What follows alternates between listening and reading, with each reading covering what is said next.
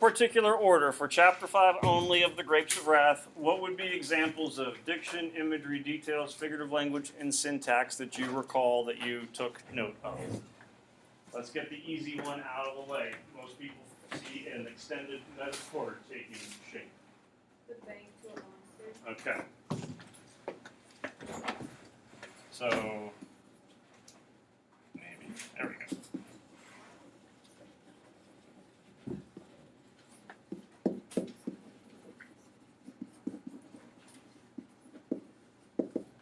And that would certainly be a pretty significant driving force that's taking place in chapter 5. Bank monster thing or... Okay, I'll come back to you. I want to say one thing before I forget. Couple things. Number one, am I allowed to use examples from chapter 5 in the essay because we're talking about them in class? Yeah. Yes, you may. Can I use only chapter 5 examples in my essay since we're talking about them in class? No, no, you may not. I have an extended metaphor that I want to write about. It's probably going to be the bank one. And let's say I have another metaphor, but it's not an extended metaphor that I want to write about. Can I do both? Yes. What do I call it? Metaphor. So, Allie could have metaphor in her spa. One of her examples could be the bank monster, and then maybe there's a more just kind of run-of-the-mill metaphor that takes place later. That would certainly be okay. I want to do the chapter 5 bank extended metaphor. Okay, that's wonderful. Can I quote it 3 times because it's extended and it shows up 3 times in chapter 5? Yes, you may, but you better have other quotes and other examples to further elaborate upon that point. Because keep in mind, with the essay, you're explaining that extended metaphor and whatever other devices you use, they permeate themselves throughout the course of the whole entire book. So if you were to use extended metaphor in your thesis statement, I'm under the assumption that there'll at least be multiple extended metaphors that you will use. Now, Jake could use extended metaphor, might do 2 quotes on this one, and might do 2 quotes on another one, and that would give him 4. You could stop after that. Just because I say 3 quotes or 3 examples doesn't mean 3 separate extended metaphors, but he's appropriately developed how that device shows up throughout the course of the book. So chapter 5 is still okay. Now I would get concerned if all 3 examples all use chapter 5, because then you're probably not getting a lot from other things within the course of the book. Someone said earlier, like, I was working on my essay and I used a metaphor and then I realized I used a simile. What do I do? Anyone know the answer? Well, you could. You'd like separate them into 2 paragraphs. You could do that. I said you could just call them analogies. And that was a wise answer. That's a 16-year pro right here. You could do something like that. So there is flexibility with it, but you're not all just going all in on one chapter. All right, other stuff that we got. Okay.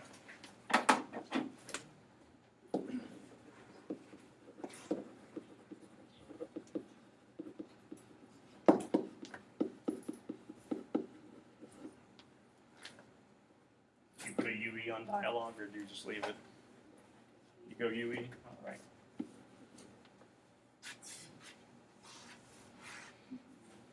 $3 a day for details. Okay. Who gets the $3 a day? That's right.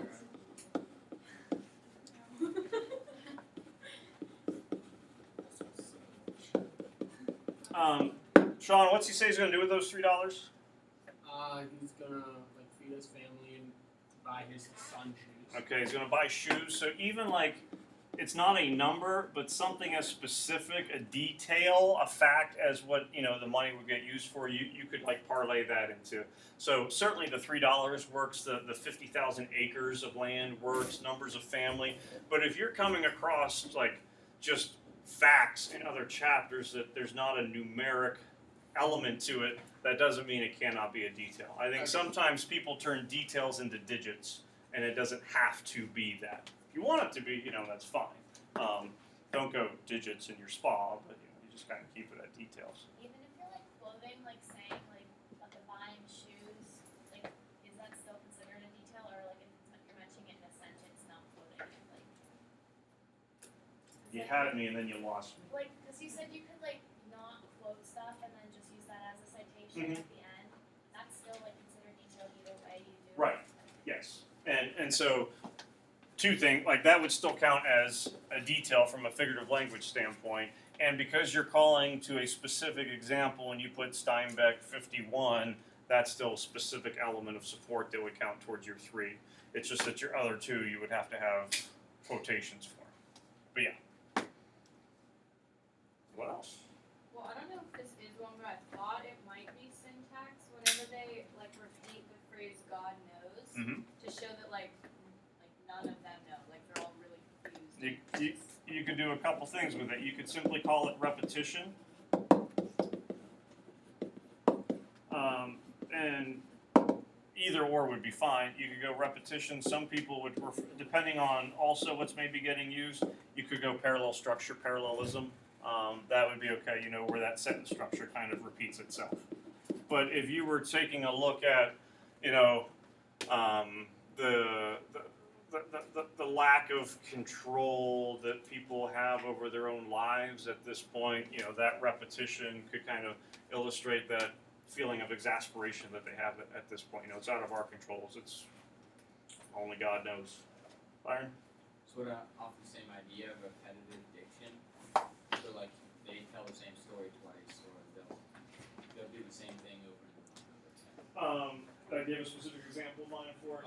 Like I just want to make sure we get in the right category. Grandpa killed Indian pothole snakes. Okay. I was born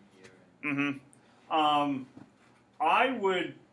I would put that one in the syntax category, more with like that parallel repetitive structure.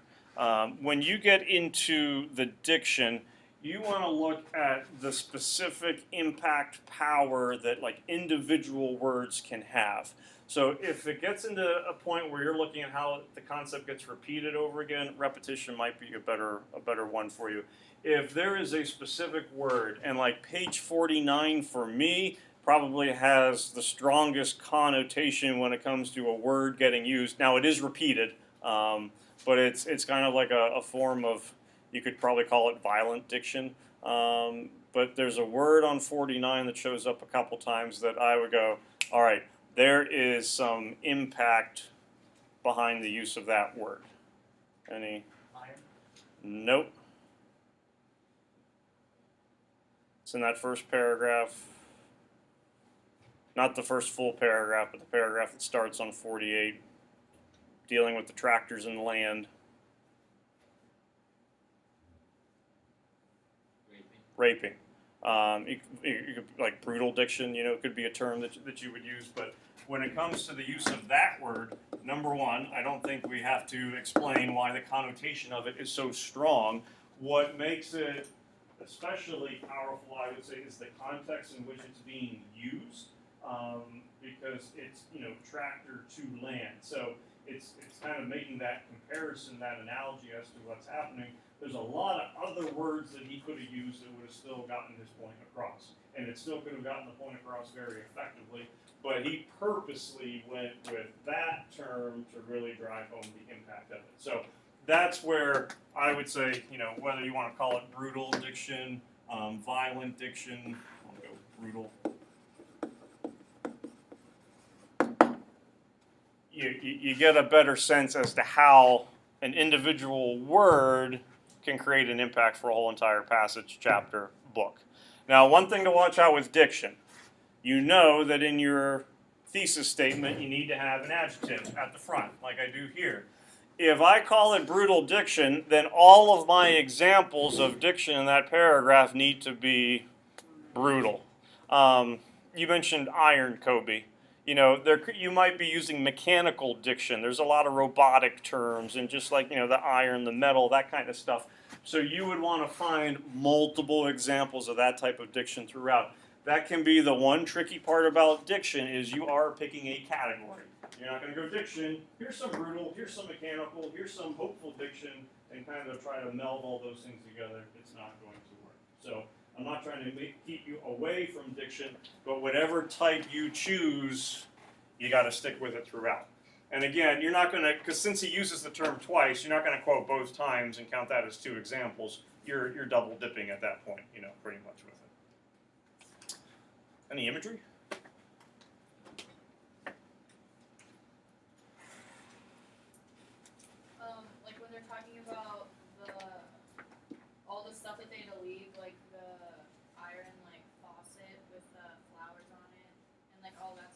Mm-hmm. because it shows how much they have to leave behind and like how much they worked for it. Okay. If you and this is one where those Venn diagrams that you used to look at for compare and contrast, where there can be overlapping taking place. You could certainly use that with imagery. Now you're going to have to look at the sensory impact of it. That could be something as simple as the possessions that get left behind that I could see people also kind of using for details. So just because Justin uses one for details doesn't mean you can't use another one for imagery. Say you already have some metaphors that you've gotten into that you don't have room for the bank and monster, but monster is a pretty significant word that you might kind of incorporate into a diction paragraph, potentially. So it's not that it has to be necessarily one or the other. There certainly are some terms where it can get used in multiple ways. So,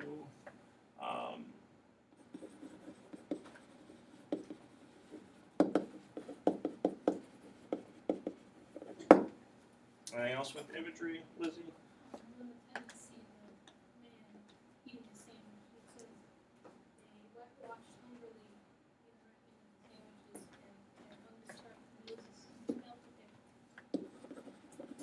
A lot of, and it can be children with the clothing, children with the food. There tends to be a lot of imagery with the children. And then you have the best line in the whole book. He ate without relish. Ha ha ha ha ha. Great pun.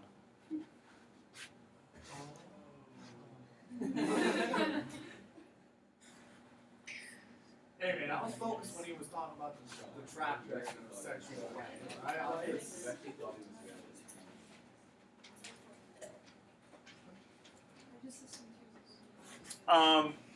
Since we're talking about the tractor driver and like the food that he's eating, where that description of the kids, what other descriptions really taking place with the tractor driver where there's a lot of imagery that would be happening? Yeah, and it ends up like very mechanical in nature, almost robotic, which kind of dehumanizes him a little bit. So just the driver description. Kobe, were you gonna add something? I was gonna say that also coincides with like the bank being a monster, because when he puts on the mask and sits in the tractor, it's really just another cog in the machine. Yeah. The bank. But when he's eating the sandwich, he's more human, he's more individual. And that's something where, say, that you do go with that bank monster extended metaphor. Now, again, this is kind of tricky because we're talking about one chapter, and I do want you to write about the whole book. If we were writing about the one chapter, there's no reason why under extended metaphor you couldn't link that part in, because it does add to that kind of whole machine element. I don't want you to choose theme, so you're not going to go dehumanization as like a rhetorical device, but within your argument, you might identify, brutal diction, mechanical imagery, and extended metaphor asserts the dehumanization that occurs during the Dust Bowl, the Great Depression. That could be an argument that you might start to kind of create. So you certainly can link these things together. The big thing is we're taking a look at like a 12-page area, and we have at least one, and we could certainly get more examples of each one of those categories. So it can be done. I don't want to make it sound as if this should be easy. You have 600 pages, so there's 600 examples of each. No, it is still tricky, but they are out there. It's just locating what are going to be the best examples for you. I just have a question overall about the essay. So when we separate it in paragraphs, do you want each paragraph to be separated by a different device and diddles, or do we have to do it by a different? You're going to go by your devices. So with the sample one that we came up with last week, where we said imagery, details, and uplifting diction confirm Steinbeck's hopefulness that each person can succeed. I'm under the impression that your first paragraph will be imagery, your second paragraph will be details, your third one's going to be uplifting diction. Say a lot of things throughout the course of the day. We might have already talked about this. In theory, you're progressing in chronological order. Now, the tricky part is all your examples of imagery aren't necessarily going to be page 34, 48, 51, and then your details in 111, 138, 316. They're going to kind of bounce around all over the place. Recognize this, but you would be trying to kind of build momentum throughout the course of the book. You would not want to start off with symbolism as your first device and then take a look at the symbolic scene of Rosa Sharon breastfeeding the dying man at the end of the book. Like, you're starting with the end of the book and then working backwards. That's not going to really work. But the devices are the glue that you're using. They're the subject of your sentence, so that's how you are basically going to structure the response. But yeah, good question. And the nice thing is, you're doing a rough draft, so you'll have it in order. We might take a look at it and go, wait a minute, I think this one would work better as your first body paragraph, this one as your third. We can kind of change those things around a little bit. Rough draft is the chance to experiment, try some things, because if you mess up, you get to fix it, you know, without penalty. Again, I don't remember other things that we've always said. Other types of figurative language that I would maybe think about throughout the course of the book, not just saying for chapter 5.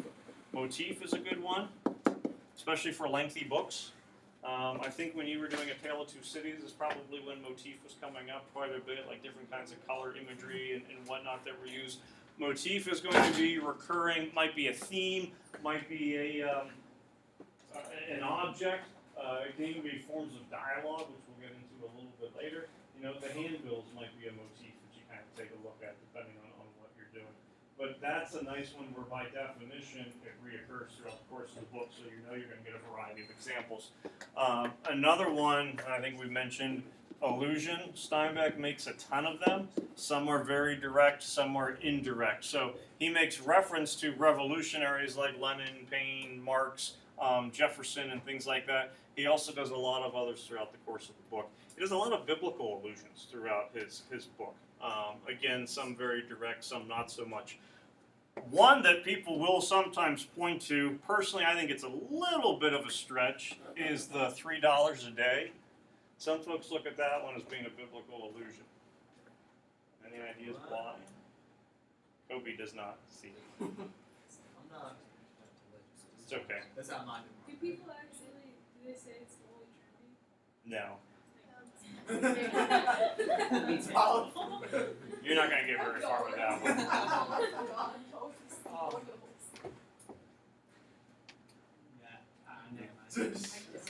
What really upsets the tenants about the tractor driver? Oh wait, like,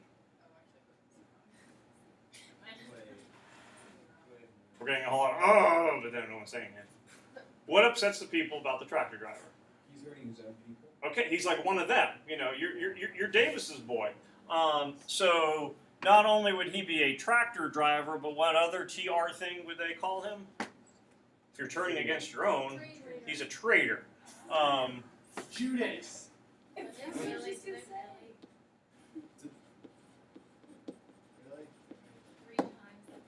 He gets 30 dimes. So he gets 30 pieces of silver to be the traitor, which is what Judas gets for payment.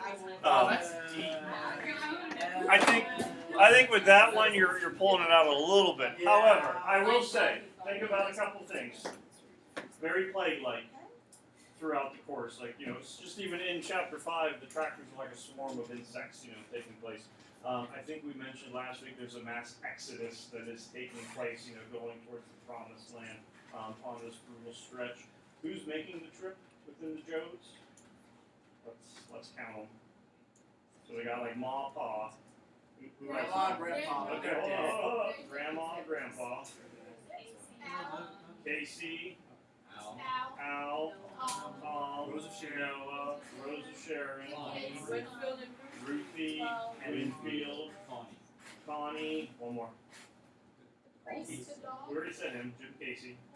Which, if you use Jim Casey, you better spell his name correctly. Don't add an E in there. This poor guy always gets forgotten. Uncle John. So I had a drunk guy. there are 13 of them going.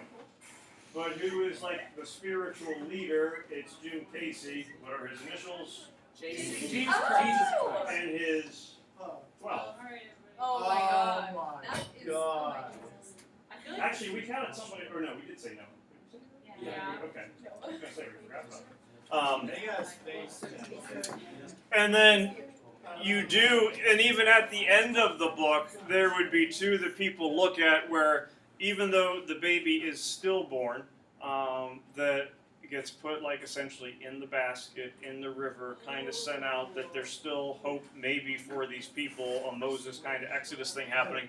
And a lot of people will kind of look at, Kobe's not going to like this, but Rose of Sharon and almost like that holy kind of like Madonna kind of imagery taking place at the end. So there certainly are some things with it that you could take a look at of illusions. I'm going to say two things though about illusions. Number one, and illusions don't have to be religious by any means.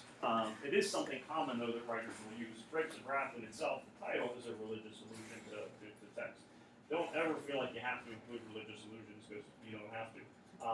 And it's kind of like a political argument. Some of you will want to get into the political arguments, the socialists, the capitalists, all that kind of stuff. Others, I don't want to go near that.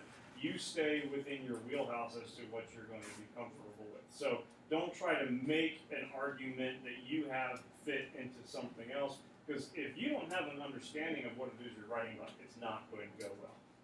You write about what you know, what you can. Now, yes, there are certain qualifications that have to be met, but don't try something that you're not going to be comfortable with. So I'm hoping that at least the location of the devices shouldn't be all that bad. But then people kind of go, well, how do I start to kind of set this up? And that's where I think another acronym comes helpful. And this is the last acronym that I'm going to show you for a little while. It's called SOAPstone.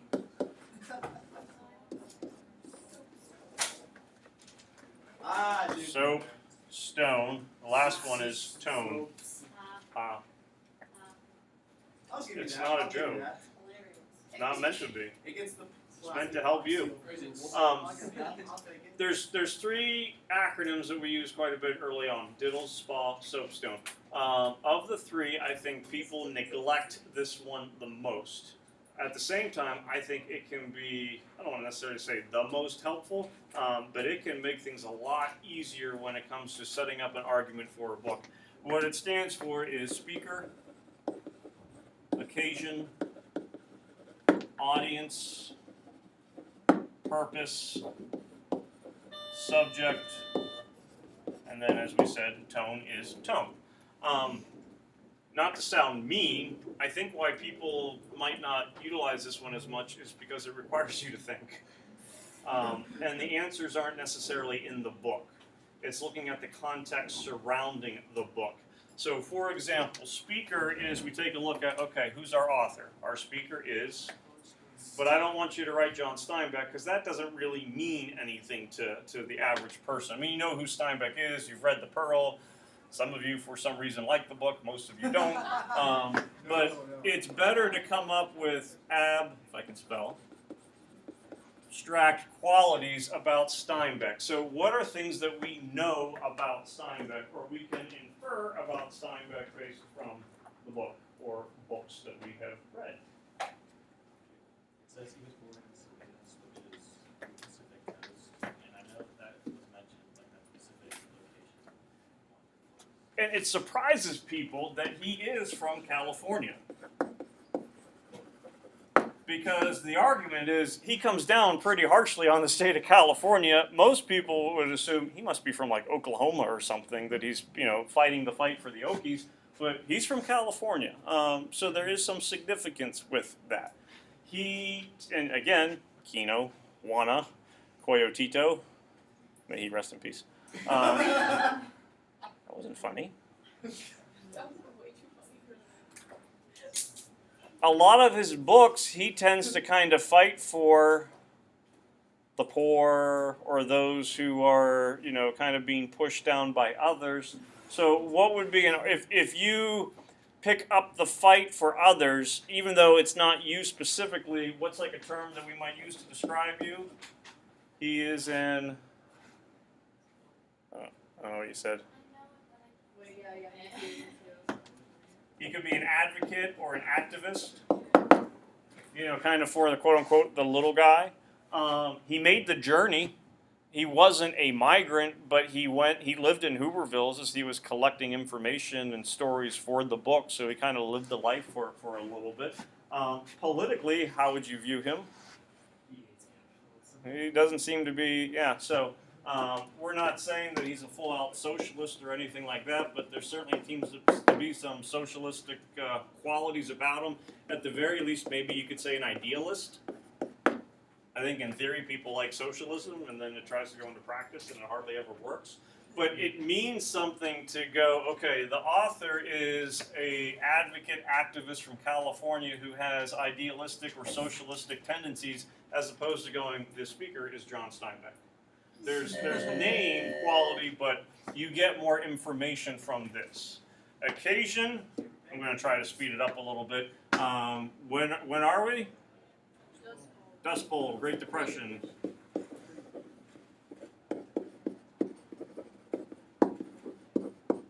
Which, again, not to use the same answer twice, but the subject matter, what is he looking at? What's he specifically writing about within the book?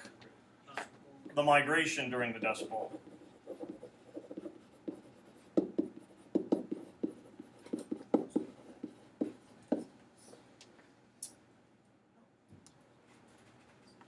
We also kind of already answered some of the tone things earlier, because last week we were saying things like sympathetic, hopeful, angry, not to get confused with hangry, that's you, and me, resentful, those kinds of things. Who's he writing to? Who's his audience? No, not 11th grade high school students. It's just for Sean Nolan, actually. The Nolan family. It's dedicated to. What segment of the population is he probably targeting? Start on, well, Byron. You might be writing to upper class Californians. Yeah, I would say, yeah, you're probably right with upper class. Number one, the migrants are the ones getting picked on. Usually those with upper class or even like middle class, standing are the one doing the picking. Probably not going to write to the poor because, let's be honest, they're not going to buy a book if you're fighting for bread and clothing and stuff like that.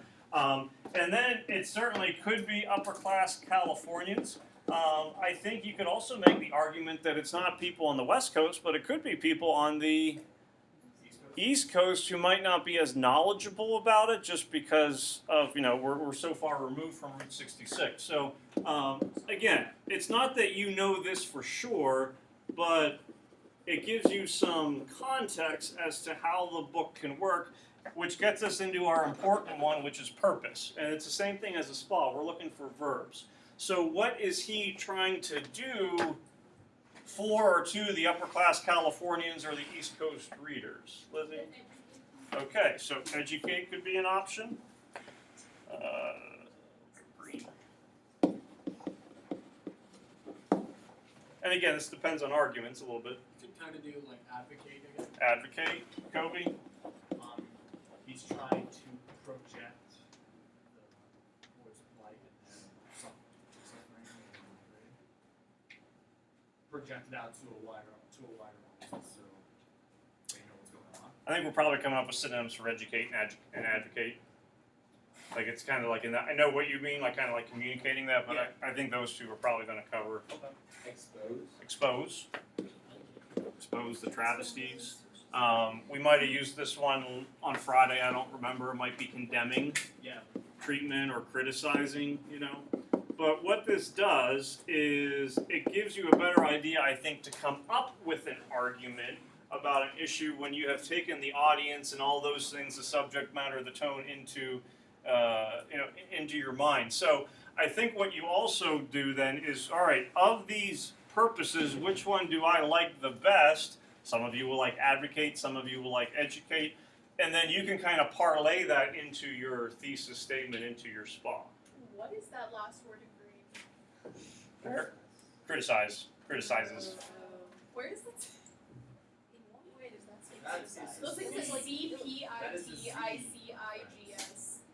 The more you criticize me, just wait till I get your first essay. Be careful with where you go. Oh. But you combine the two. Now again, if we're looking at like a chapter 5, kind of like as a mini essay, now you can go, you know what, I like the extended metaphor, because that's probably something that I would expect people to do. I like the extended metaphor, children, imagery, and details. What do those things do? It condemns the treatment of the migrants by government, landowners, things like that. I can combine those things now into my SPA, so I have a more specific thesis statement that's going to work. Now again, we did a small chapter, small segment. It's taking these ideas and now extrapolating it to the whole work. So there's still certainly a lot of work to be done, but the hope is you can at least kind of recognize the process. Wednesday we're going to do the same thing with Martin Luther King's I Have a Dream speech. So certainly tones are going to be very different, subjects are going to be very different, but that process is going to replicate itself. You have an essay that you're doing for Thursday. On Thursday, nice thing for you guys is your small class of 14. We're going to break it off into groups. You'll choose your own. You'll do some peer editing, and then I'll come around to each group and talk to you about, strengths, weaknesses, things that you're having issues with, things that you're not. But you have email addresses. You can certainly get back to me. Use Remind app if you think of something. Not while driving, but someplace if you want to send a quick little text to, you can certainly do that, and I'll try to get back to you as quickly as I can. Friday we'll go over the second prompt. You shouldn't have to spend as much time going over this is diddles, this is SPA, but we can kind of get into, okay, what is the argument that he's trying to get across? I think that'll be an easier discussion. Plus, you also have a better idea as to where our strengths, where our weaknesses, challenges, obstacles, all that kind of stuff with writing the essay. For a rough draft, don't worry about to be verbs. You're just trying to get ideas down. First couple of weeks, it's ideas. That third week of putting the essays together, that's the proofreading, final editing, all that kind of stuff to worry about. So, try to get examples. Try to get devices. Be consistent with those devices. Structure the paragraph with the devices. The big thing is you just need to make sure whatever argument you ultimately go with, if you do, condemn or criticize the mistreatment of the migrants, all of your examples from your diddles must match up with that condemning the mistreatment of the migrants. You can't put arguments together that are totally separate.